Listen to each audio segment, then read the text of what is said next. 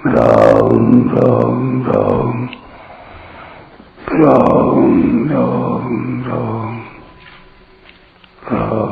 राम राम नारायण नारायण। संबंध।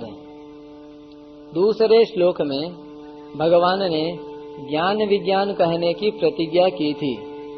उस प्रतिज्ञा के अनुसार अब चौथे और पांचवें दो श्लोकों में भगवान ज्ञान विज्ञान कहने का उपक्रम करते हैं। भूमिरापो नलो वायुः खमनो बुद्धिरेव च अहंकार इति यं मे भिन्ना प्रकृतिरष्टधा अपरेयमितस्त्वन्यां प्रकृतिं विद्धि मे परां जीवभूतां महाबाहो ययेदं धार्यते जगत्। पृथ्वी, जल, तेज, वायु, आकाश, ये पंच महाभूत और मन, बुद्धि तथा अहंकार, यह 8 प्रकार के भेदों वाली मेरी अपरा प्रकृति है। हे महाबाहो, इस अपरा प्रकृति से भिन्न मेरी जीव रूपा परा प्रकृति को जान, जिसके द्वारा यह जगत धारण किया जाता है। टिप्पणी व्याख्या। जो परिवर्तनशील है, कभी एक रूप नहीं रहता, मनो बुद्धि जड़ का ही भगवान ने अत्यंत सूक्ष्म रूप से क्षर नाम से वर्णन किया है। सर्वाणि भूतानि पराम। फिर परमात्मा रापो नलो वायु खम मनो बुद्धि रेव च अहंकार इति यं मे भिन्ना प्रकृति रष्टधा। कहीं तो प्रकृति श्लोक में भगवान रचना को 8 भेदों वाली और अपरा प्रकृति के नाम से कहा है रचना करती है। और फिर महाभूतान्य अहंकार गीता में बुद्धिरव्यक्तमेव च आता है। इंद्रियाणि दशैकं च पंचेन्द्रिय गोचरः लेकर रचना करते हैं। इस श्लोक में उसी के विस्तार से 24 भेद बताए हैं। अंश जो जीव है उसको भगवान परा प्रकृति कहते हैं। अपरा प्रकृति निकृष्ट, जड़ और परिवर्तनशील है तथा परा प्रकृति श्रेष्ठ, चेतन और परिवर्तन रहित है। प्रत्येक मनुष्य का भिन्न भिन्न स्वभाव होता है। जैसे स्वभाव को मनुष्य से अलग सिद्ध नहीं कर सकते, ऐसे ही परमात्मा की प्रकृति को परमात्मा से अलग स्वतंत्र सिद्ध नहीं कर सकते। यह प्रकृति प्रभु का ही एक स्वभाव है, इसलिए इसका नाम प्रकृति है। इसी प्रकार परमात्मा का अंश होने से जीव को परमात्मा से भिन्न सिद्ध नहीं कर सकते, क्योंकि यह परमात्मा का स्वरूप है। परमात्मा का स्वरूप होने पर भी केवल अपरा प्रकृति के साथ संबंध जोड़ने के कारण इस जीवात्मा को प्रकृति कहा गया है। अपरा प्रकृति के संबंध से अपने में कृति यानी करना मानने के कारण ही यह जीव रूप है। अगर यह अपने में कृति न माने तो यह परमात्मा स्वरूप ही है, फिर इसकी जीव या प्रकृति संज्ञा नहीं रहती, अर्थात इसमें बंधन कारक कर्तृत्व और भोक्तृत्व नहीं रहता। यहाँ अपरा प्रकृति में पृथ्वी, जल, तेज, वायु, आकाश, मन, बुद्धि और अहंकार, ये 8 शब्द लिए गए हैं।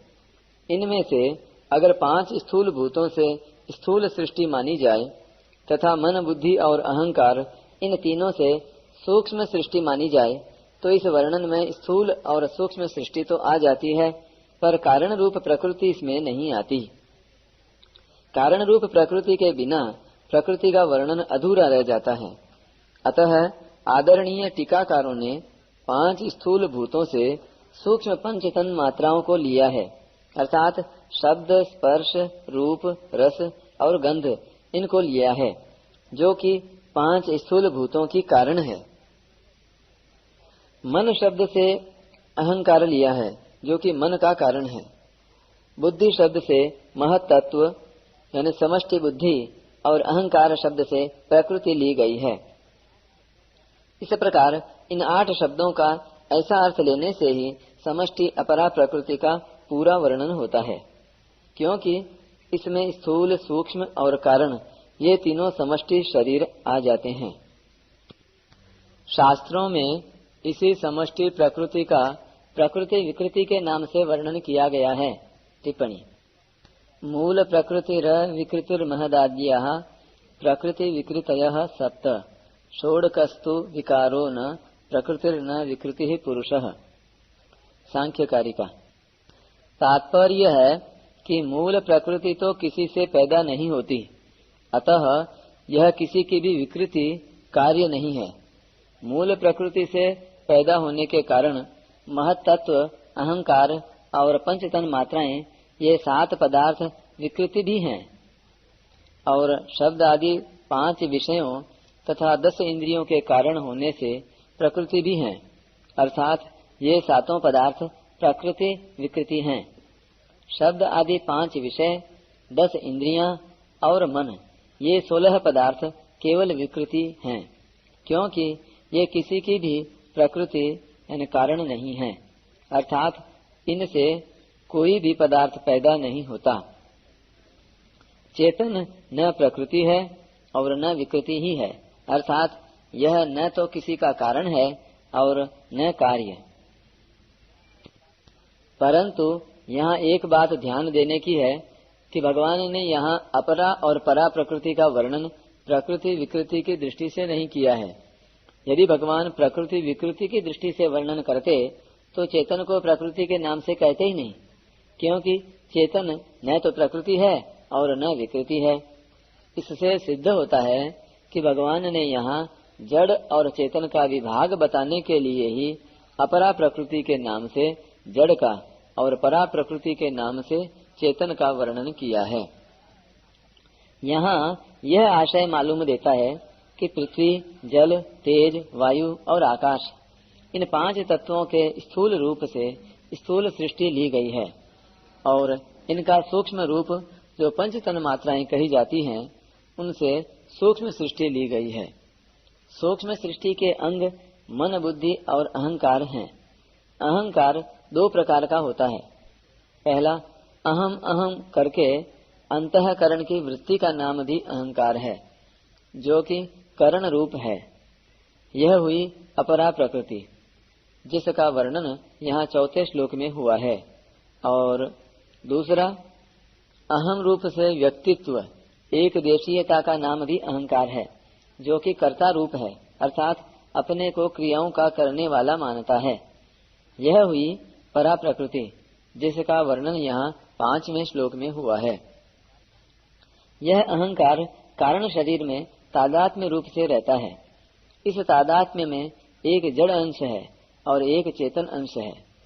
इसमें जो जड़ अंश है वह कारण शरीर है, और उसमें जो अभिमान करता है वह चेतन अंश है।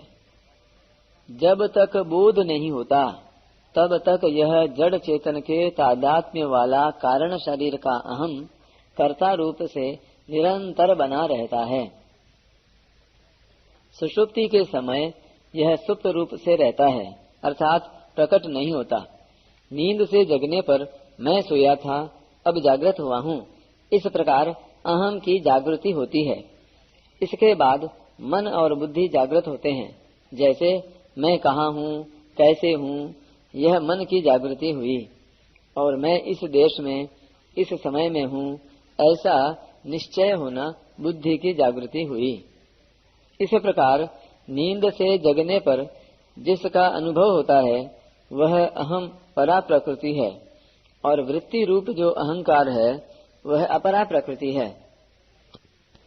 इस अपरा प्रकृति को प्रकाशित करने वाला और आश्रय देने वाला चेतन जब अपरा प्रकृति को अपनी मान लेता है, तब वह जीव रूप परा प्रकृति होती है। येदम धार्यते जगत। अगर यह परा प्रकृति अपरा प्रकृति से विमुख होकर परमात्मा के ही सम्मुख हो जाए, परमात्मा को ही अपना माने और अपरा प्रकृति को कभी भी अपना न माने, अर्थात अपरा प्रकृति से सर्वथा संबंध रहित होकर निर्लिप्तता का अनुभव कर ले, तो इसको अपने स्वरूप का बोध हो जाता है।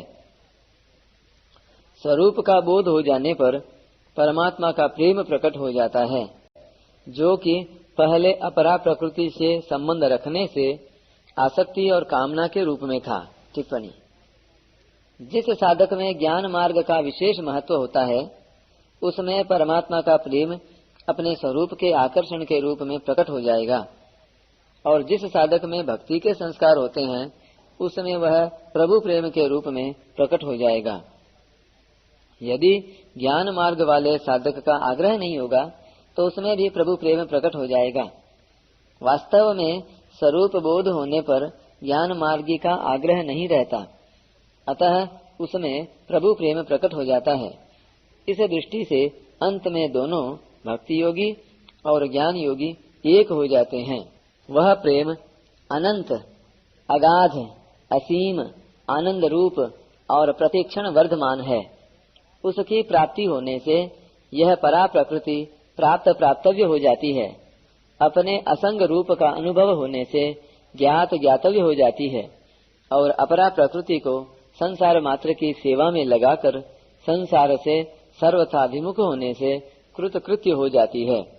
यही मानव जीवन की पूर्णता है, सफलता है। प्रकृति रष्टधा अप्रेयम पदों से ऐसा मालूम देता है कि यहाँ जो 8 प्रकार की अपरा प्रकृति कही गई है, वह व्यष्टि अपरा प्रकृति है।